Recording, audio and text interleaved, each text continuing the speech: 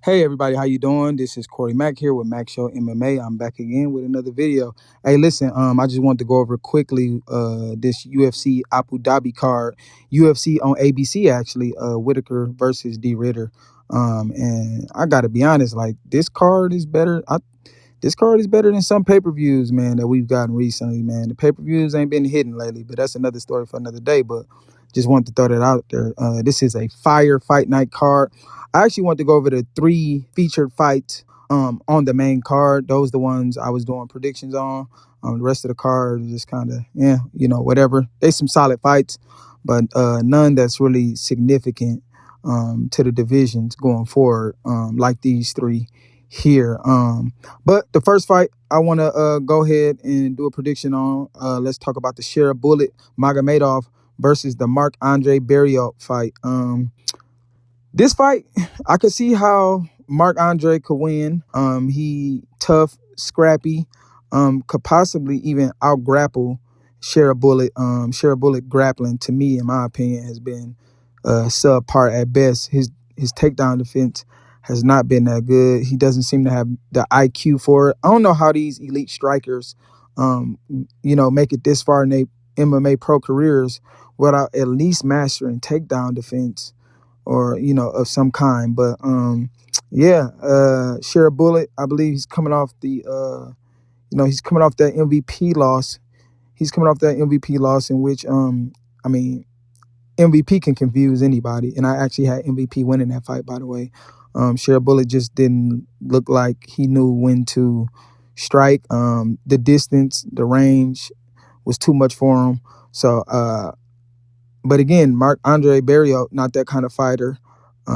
He's going to probably, his best bet is to push the pace, try to out-grapple Share Bullet. Me personally, I don't think that's going to happen. I think we see a TKO here. I think we see a stoppage, possibly late first, early second round. I just think Marc-Andre Barriault don't got the skills to keep up with Share Bullet on the feet. I don't think he'll be able to take him down. And if he's not able to take him down, I think it's only a matter of time before Share Bullet gets the TKO win. Like I said, late first round, early second round.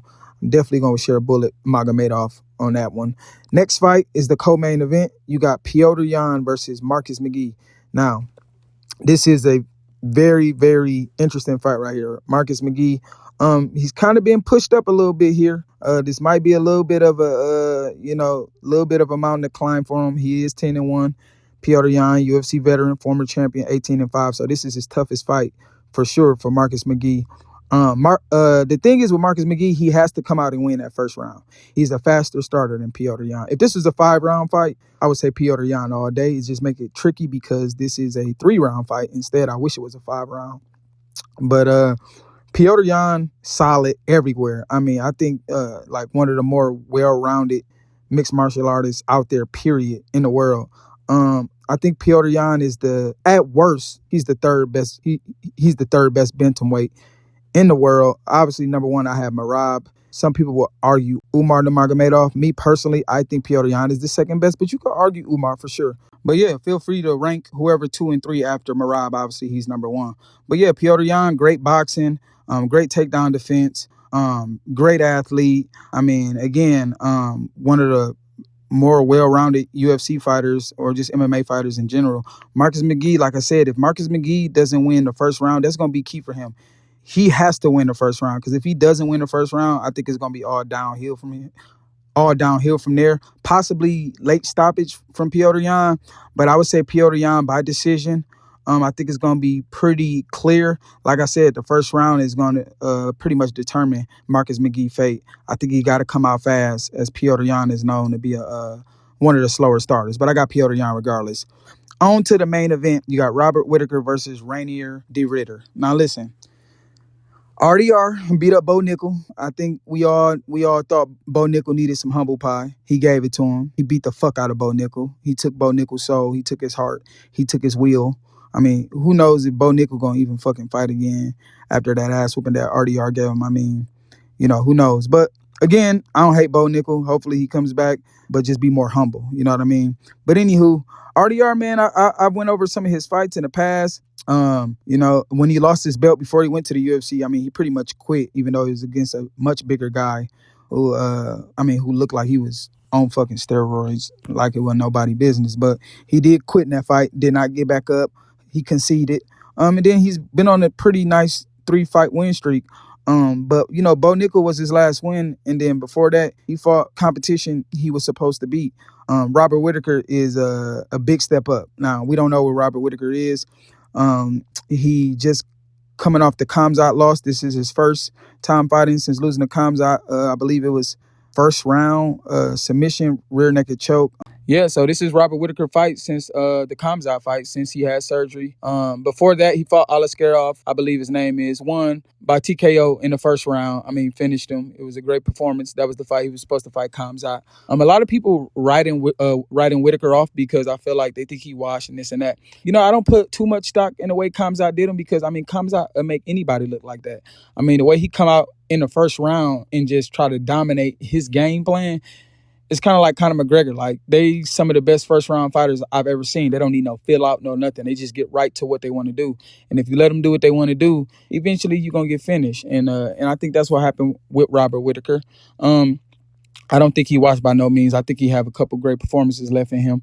RDR is a tricky one because he's big, he's physical. A lot of people compare him to DDP. I think RDR, the thing is with him, he's super big for the weight class. But I was going back on some of his fights. There's nothing amazing that stand out with him. You know, there's nothing. He's not elite at anything. He's a pressure fighter. As long as he is, he's a pressure fighter. He doesn't do range management that well.